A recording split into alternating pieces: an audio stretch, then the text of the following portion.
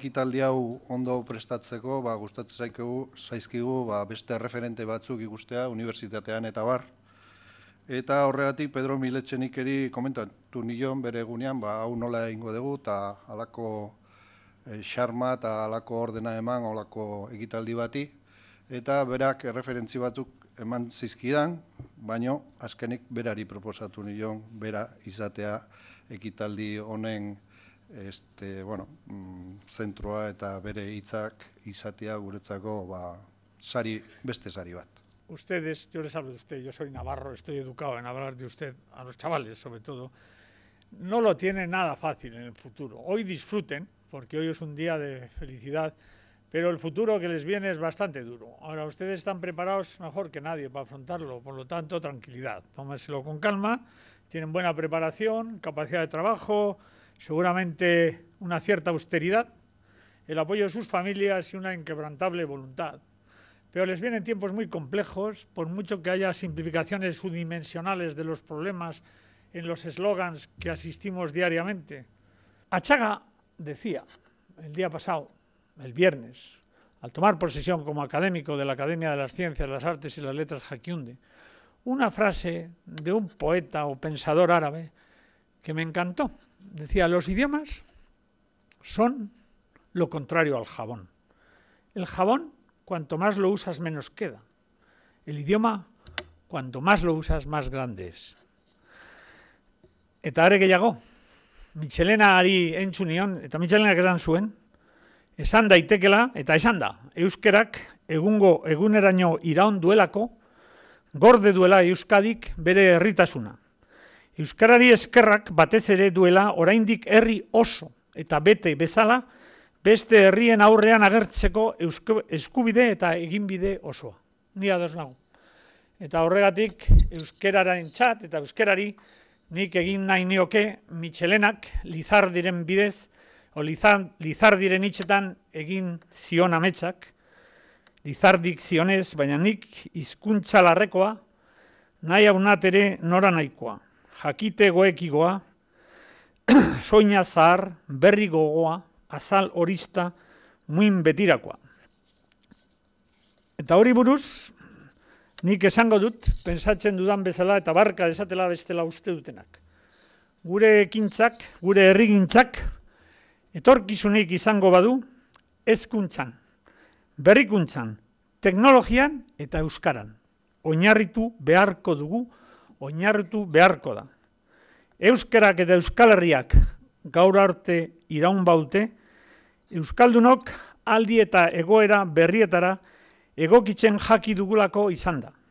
Eta gure jatorrizko herria eta hizkuntza, orain arte gauza izan dira, gurez berez ginenari uko egin gabe, etorkizunaren jabe egiteko.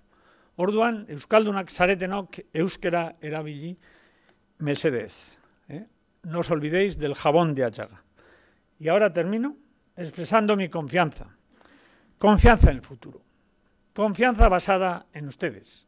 En este espléndido acto de hoy de reconocimiento al esfuerzo a alguien que ha trabajado y a las familias, que yo sé la de horas que habrán metido, algunos con esfuerzos económicos.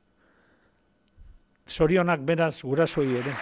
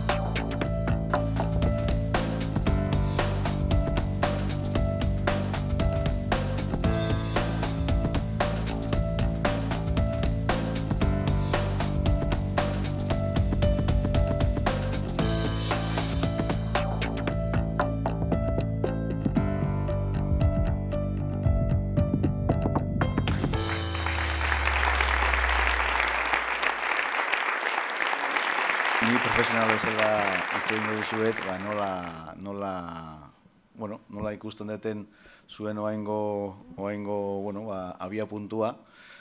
Eta, nik esango nizukena da lehenengo, ez dezut gauza bat bukatu dezutela, karrera bat bukatu dezute, baina hasten da benetako karrera.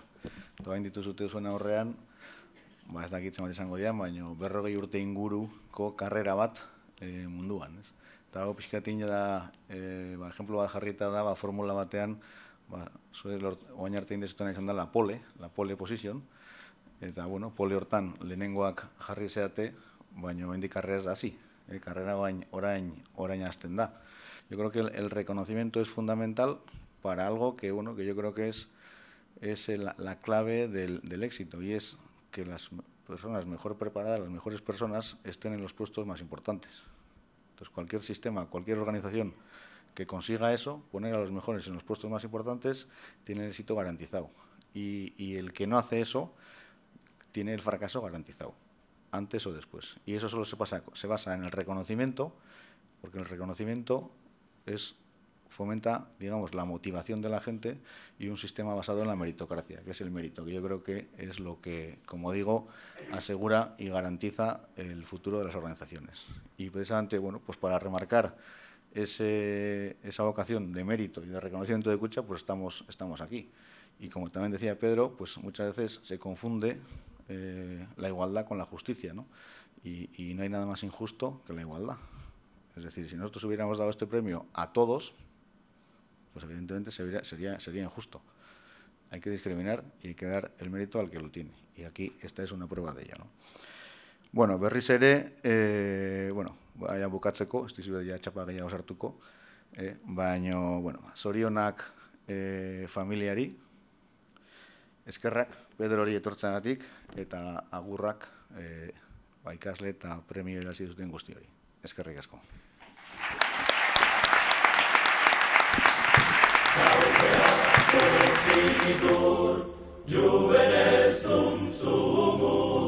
Gaudeamus igitur, juvenes dum sumus, post jucundam juventutem